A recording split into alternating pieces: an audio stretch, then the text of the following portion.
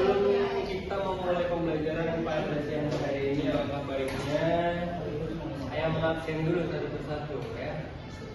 Baik. Andika ada? Hadir Pak. Alima? Hadir Pak. Oke, itu ada? Hadir Pak. Baik. Ada yang sakit? Ada Pak. Siapa? Fitri sama El. Fitri sama El ya? Iya. Yang nggak hadir ada selain yang sakit? Ada. Polos siapa? Akila. Oke, bantu ya. Baik. Oke teman-teman semuanya, sebelum kita melaksanakan pembelajaran, alangkah baiknya kita berdoa dan membaca Al-Fatihah. Oke ya. Baca Al-Fatihah dan berdoa dimulai.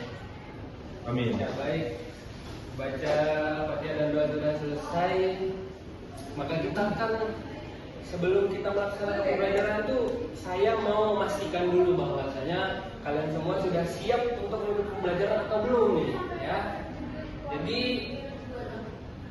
semuanya diperhatikan dulu, sampah di bangku, di meja dan di sekitarannya ya. Yang mau ke toilet silahkan ke toilet, dan yang masih mau main HP dan segala macam saya kasih waktu 5 menit. Ya, setelah 5 menit semuanya harus fokus ya, kita mulai pembelajaran dengan tenang. Oke semuanya? Baik Pak. Baik, pada pembelajaran hari ini kita akan membahas tentang seperti yang anak-anak lihat sekalian, kita membahas manajemen emosi, yaitu menghindari sifat marah ya, godok dalam Islam. Nah, sebelum masuk, apa itu godok? Ada yang tahu godok itu apa? Marah. Dalam bahasa apa itu? Arab. Dalam bahasa Arab ya, godok itu marah. Kalau dalam bahasa Arab berarti itu keras ya. Artinya keras, bisa ya sifatnya dan segala macamnya.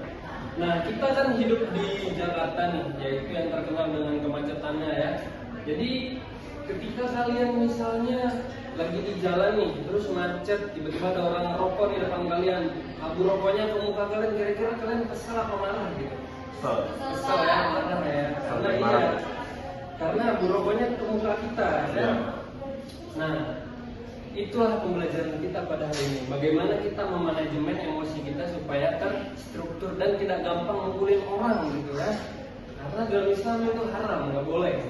Ya, definisi godok ya ataupun marah secara bahasa yang seperti yang saya tanyakan tadi, godok berasal dari kata Arab yang berarti keras, kasar atau padat. Apanya yang kasar Pak? Hatinya kasar, sifatnya kasar. Ya, apanya yang keras? Sifatnya.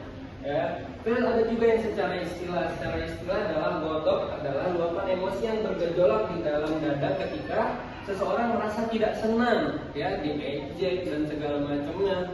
Itu kita akan merasakan apa? Tensi kita akan tiba-tiba naik gitu. Jika memerah biasanya, terus pernapasan nggak tenang karena efek dari marah ini, ya. Nah, dia kan dapat meningkat darah yang meningkat yang bersumber dari bisikan setan ya dan godaan setan. Jadi marah itu nggak cuma dari secara ilmiah gitu, ada juga yang secara tidak secara medis, ada juga yang secara spiritual. Dari sisi medis dan psikologisnya, ketika manusia menerima pemicu stres, misal dihina, dijahili atau macet di jalan, bagian otak yang bernama amigdal ya, di dalam kepala itu ada amigdal, yaitu adalah pusat emosi. Nah, langsung mengirim sinyal darurat, tubuh secara otomatis melepas hormon adrenalin dan kortisol ya, kortisol. Hal ini yang menyebabkan fisik kita berubah, wajah memerah, tangan mengepal, dan nafas menjadi memburu ya. Biasanya kayak gini ya, marah, kesel ya, karena diejek gitu. Itu dari sisi medis dan psikologisnya. Kita juga memiliki dari aspek sisi spiritual ataupun teologis.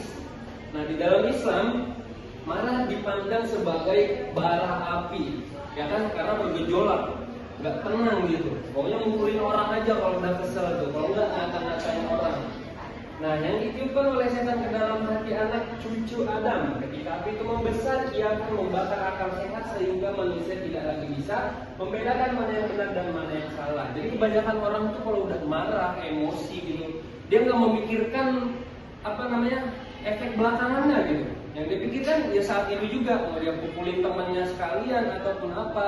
Jadi makanya ada quotes bilang ini, jangan membuat keputusan ketika sedang marah, gitu kalau kata Inggris sekarang ya. Karena fatal akibatnya, ya kan? Dia nggak memikirkan efek samping dari perbuatannya, yang dia pikirkan saat itu juga. Makanya dilarang marah. Nah, di sini kita memiliki klasifikasi macam-macam marah, ya. Marah dalam Islam tidak selamanya dilarang. Marah terbagi menjadi dua hukum. Jadi itu marah itu ada yang boleh dan ada yang enggak. Ya, ada ghadab yang mazmumah, yaitu marah yang tercela. Marah yang tercela itu seperti apa, Pak? Nah, di sini ada contohnya yang didasari oleh apa? Pastur, coba baca. Marah yang didasari oleh hawa nafsu, ego, sombongan atau karena urusan duniawi yang sepele. Contohnya marah karena kalah taruhan. Oke, Lalu marah karena didik teman. Kemudian ada marah karena antrian dipotong. Nah, marah jenis ini harus kita hindari. Marah ini nggak boleh karena hawa nafsu, ya kan? Karena kita kalah taruhan, misalnya kamu sama teman kamu sok jago megang bola, misalnya megang tim bola, terus kamu kalah nggak terima. Padahal dalam Islam taruhan itu pun dilarang, nggak boleh taruhan. Ya, apalagi karena kesombongan, misalnya dia ambis banget nih orangnya dalam kelas, maunya juara satu gitu, maunya juara satu terus, tiba-tiba temannya naik juara satu, dia nggak terima, marah, kesel. Kenapa saya harus juara 2 gitu? Saya maunya juara 1 aja. Itu nggak boleh. Terus yang B, tolong Andika dibacakan. Marah yang terpuji, yaitu marah yang dilakukan demi membela kehormatan agama Allah, menegakkan keadilan, maaf nggak kelihatan Pak? Atau melindungi orang-orang yang tertindas. Marah ini bukan karena dendam pribadi, melainkan karena keimanan.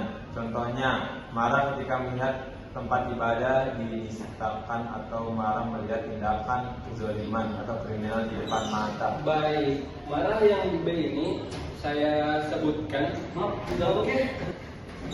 Ya, di bagian B ini adalah marah yang terpuji. Jadi nggak selamanya marah itu adalah tidak terpuji. Misalnya kita lihat ada orang-orang yang non-muslim gitu, dia menistakan agama kita, ya, misalnya mengejek Al-Quran ataupun melempari tempat ibadah kita ataupun membuli teman kita yang sesama muslim, itu kita marah wajar, ya, boleh, karena kita membela kehormatan seorang muslim, ya teman-teman. Jadi jangan marah karena apa tadi, hawa Nafsu.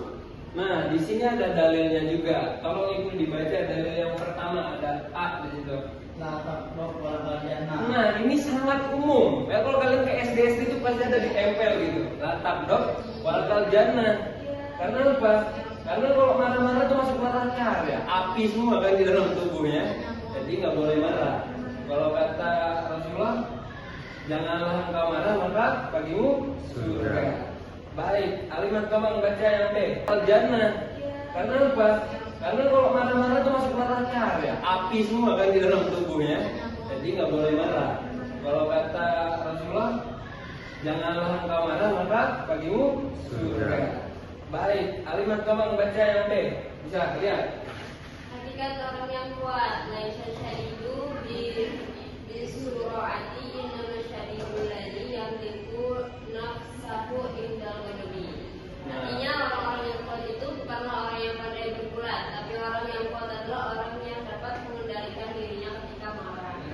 Jadi riwayat Bukhari dan Muslim. Nah, jadi orang-orang yang kuat itu bukan yang ototnya gede, bukan yang suka marah-marah, suka mukulin orang. Tapi di situ disebutkan adalah orang-orang yang kuat adalah yang dapat mengendalikan dirinya ketika marah.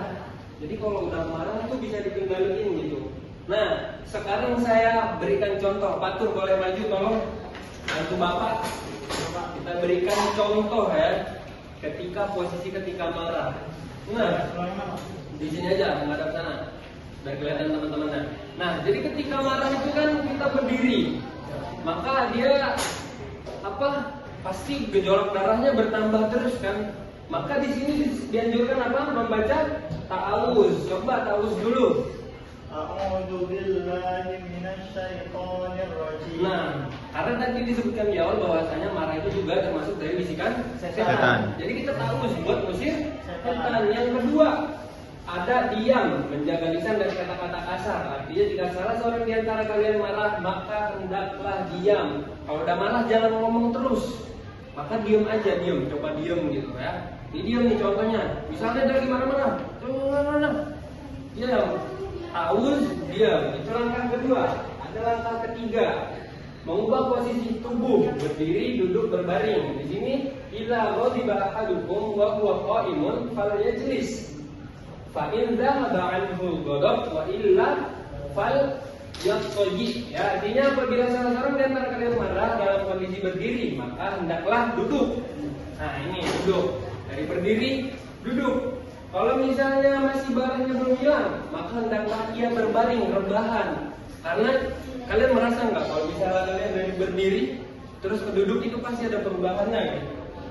Nah, kalau yang itu juga nggak mempan, setelah berbaring nggak mempan, yaitu berwudu, memadamkan marah dengan air. Innal ghadiba minasyaiton wa innasyaiton khuliqa minan nar wa innama tutfa'unna bil ma' fa idza ghadiba ahadukum fal yatawadda. Dia sesungguhnya marah itu dari setan. Dan setan diciptakan dari api, dan api itu hanya dipadamkan dengan air. Oleh karena itu, jika salah seorang di antara kalian marah, maka berwuduklah. Dan yang terakhir, itulah yang terakhir. Ya, cara terakhir adalah sudah. Terima kasih Fatul, tepuk tangan buat Fatul. Nah, maka itu adalah beberapa step untuk kita manajemen emosi. Ya, taul, diam, terus duduk, setelah duduk Berwudu. berbaring dulu. Berbaring. Kalau nggak marahnya hilang berarti Berwudu. berwudu. Nah, di sini dampak buruk marah tidak terkontrol adalah fisik, memicu penyakit hipertensi. Makanya kalau orang suka marah-marah itu darah tinggian dia. Ya, terus stroke juga, serangan jantung akibat lonjakan stres. Terus secara sosialnya juga ada, merusak hubungan pertemanan. Kalian kalau misalnya marah sama teman kalian, marah-marah pasti diam-diaman kan? Iya, nggak mau ketemu gitu. Kalau ketemu juga kan, nggak boleh. Merusak juga, terus memicu konflik fisik dan merusak nama baik atau wibawa diri di hadapan orang lain. Iya, biasanya ada kalau cewek jambak-jambakan kayak video yang sekarang. Iya. Pukul-pukulan itu kan. Gila model Pak. Nah, terus secara spiritual juga ada menghapus pahala kebaikan, mengeraskan hati dan menjauhkan diri dari ridho Allah Subhanahu wa taala. Dirinya ketika marah. Ya. Sekian materi kita pada siang hari ini. Kira-kira ada pertanyaan? Sudah ada Pak. Paham semuanya? Insya Allah Pak. Bapak patut sebutkan dulu tadi apa yang Bapak jelaskan. Kalau kita lagi marah, solusinya itu ada 4. Oke, apa saja? Pertama itu diam. Oke, yang kedua, Alimah, apa yang kedua setelah kita? Apakah benar yang pertama diam? Benar. Yang kedua duduk. Ta'awuz yang pertama. Oh, tahu. Iya. Terus setelahnya Diam. diam. Ibnu. Diam. Oke.